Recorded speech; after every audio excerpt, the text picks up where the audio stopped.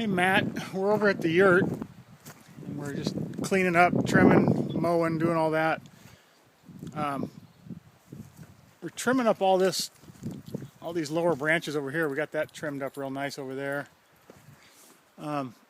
We still have a lot of nice firs here, as you can see.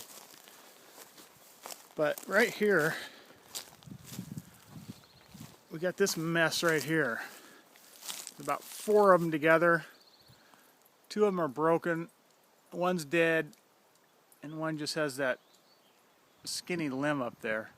Anyway, I'd like to just take that mess out right there. It's ugly, and it's never going to do anything except get bigger and then fall over someday. So like I say, we got plenty of firs in here. We got all these that are nice trees. So anyway, what my question is, can I take out this mess right here? See, it's 4 or 5 together. And you can see they're broken and bent over, and it's just a mess. So anyway, let me know.